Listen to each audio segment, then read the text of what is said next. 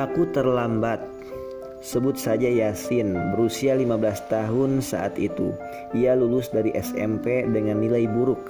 Bingung hendak melanjutkan sekolah kemana, maka orang tua memasukkannya ke sebuah pesantren. Yasin tidak suka hidup di pesantren. Menurutnya pesantren itu terbelakang, jorok, dan tidak sesuai dengan gaya hidupnya. Ia merasa kesal dan marah, namun bagaimana lagi? Ia dan orang tuanya tak punya pilihan lain sebab ia tidak diterima di SMP negeri dan untuk masuk sekolah swasta orang tuanya tak mampu. Maka Yasin masuk atau dimasukkan ke pesantren, motif sesungguhnya adalah masalah ekonomi. Bete sekali. Ia jemu dan tidak betah. Selama 3 hari masa ospek di pesantren, mandi harus ngantri, makan ngantri, sendal hilang, jemuran lenyap, dan segudang cacian lain yang terus diumpatnya dengan hati dan mulut. Apalagi soal pelajaran yang diajarkan. Jangankan soal fikih, nahwu, sorof, tafsir, hadis, dan segudang ilmu lainnya, baca Al-Quran pun ia tidak sanggup. Semua itu menjadi akumulasi kekesalan Yasin yang hampir membuat ia keluar pesantren. Tak sanggup aku belajar di sini, batin Yasin. Setengah jam menjelang maghrib sore itu, sirine meraung keras berbunyi ke segala penjuru pesantren, seolah memaksa semua santri untuk masuk segera ke masjid. Nampak banyak ustaz bersama senior merapihkan shaf duduk para santri di dalam masjid. Tradisi di pesantren itu melazimkan seluruh santri membaca surat Al-Waqiah dan Al-Mulk sebelum maghrib.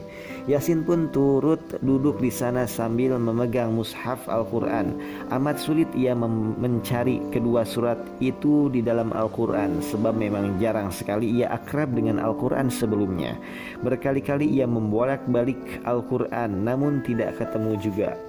Rupanya seorang bocah kelas 2 sanawiyah setingkat SMP yang duduk di sebelahnya memperhatikan Yasin sejak tadi. Ahmad nama anak itu. Ia menawarkan jasa. "Mari aku bantu mencarinya, Kak." Yasin pun menyorongkan Al-Qur'annya. Hanya dalam beberapa detik, tangan Ahmad yang mungil berhasil menemukan kedua surat itu dalam Al-Qur'an. Kini Ahmad dan Yasin menunggu dengan seksama bacaan Al-Quran yang akan dipimpin oleh seorang senior. A'udzu billahi minasyaitonir rajim. Terdengar masjid bergemuruh seketika dengan bacaan seluruh santri yang mulai membaca surat Al-Waqiah. Idza waqa'atil waqi'ah laisa liwaqa'atiha kadzibah khafidatur rafi'ah. Seluruh santri memulai membaca dengan bacaan yang baik, tenang, merdu, dan bergemuruh. Begitu lancar mereka membaca surat Al-Waqiah. Namun tidak demikian dengan Yasin yang belum pandai membacanya. Tergopoh-gopoh Yasin mengejar bacaan Al-Quran teman-temannya. Belum juga ia kelar membaca seperti yang diucapkan oleh imam bacaan yang memimpin, kini bacaan sudah pindah lagi ke ayat berikutnya. Malu sekali rasanya Yasin yang akan masuk kelas 4 di pesantren itu yang setara dengan kelas 1 SMA.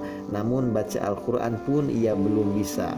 Frustasi dengan bacaannya, maka ia menoleh ke sahabat barunya yang mungkin 3 tahun lebih muda darinya. Sahabat baru bernama Ahmad yang tadi berjasa menunjukkan surat Al-Waqiah dan Al-Mulk untuknya. Yasin memandangi Ahmad yang begitu menikmati bacaannya. Ahmad mengikuti bacaan Al-Quran imam dengan begitu rileks. Fasih sekali ia membaca dan suaranya pun terdengar merdu di telinga Yasin. Sebentar Ahmad melemparkan senyum kepada Yasin yang sedang memandanginya itu. Itu tanda bahwa Ahmad mungkin sudah hafal surat tersebut hingga ia terlihat santai membacanya. Tak terasa terbitlah rasa iri di hati Yasin kepada Ahmad. Sungguh ia iri kepada Ahmad sebab Ahmad sudah sedemikian pandai membaca Al-Quran. Yasin pun menundukkan pandangannya. Kini ia menatapi Al-Quran yang terbuka di pangkuannya. Ia mencoba lagi mengikuti bacaan seperti yang mampu dilakukan Ahmad. Berkali-kali ia membacanya, tetap saja ia selalu tertinggal. Kini Yasin merasa malu. Ia malu kepada diri sendiri sebab ia sudah berusia 15 tahun namun membaca Al-Quran saja tidak mampu. Terus ia tetapi Al-Quran yang tak mampu dibacanya. Tak terasa air mata mulai menetes di pipinya. Tergambar penyesalan karena sudah membuang umur percuma selama ini, hingga membaca Al-Quran pun tak bisa. Beberapa bulir air mata berhasil mendarat di Al-Quran yang terbuka di pangkuan Yasin. Saat tak kuasa meredam sesal, Yasin pun berkata dalam hati, "Ya Allah, kemana saja saya selama ini?" Ia sadar bahwa ia terlambat. Yasin bertaubat kepada Allah Subhanahu wa ta'ala. Sejak itu ia belajar sungguh-sungguh di pesantren. Energi hidayah dari Allah membuatnya giat belajar meski sampai larut malam demi mengejar ketertinggalannya. Atas izin Allah, Yasin menjadi juara umum selama 6 semester di pesantren tempatnya menuntut ilmu. Ia bahkan melanjutkan kuliah ke Al-Azhar University dan kini ia menjadi seorang mubaligh ternama di Indonesia. Usia Yasin kini hampir 40 tahun. Ia mengenang kisah itu di hadapan saya dengan mata berkaca-kaca. Coba bayangkan, Pak, saat itu usia saya padahal baru 15 tahun. Sadar belum bisa baca Al-Quran, saya menyesal dan bertaubat kepada Allah karena telah membuang umur dengan percuma. Itulah momen turunnya hidayah Allah kepada Ustadz Yasin yang telah mengubah arah hidupnya ke jalan kebaikan sebab sadar belum bisa membaca Al-Quran. Bagaimana dengan Anda, saudaraku? Semoga Anda juga tidak menyesal dan terlambat sebab belum bisa membaca Al-Quran.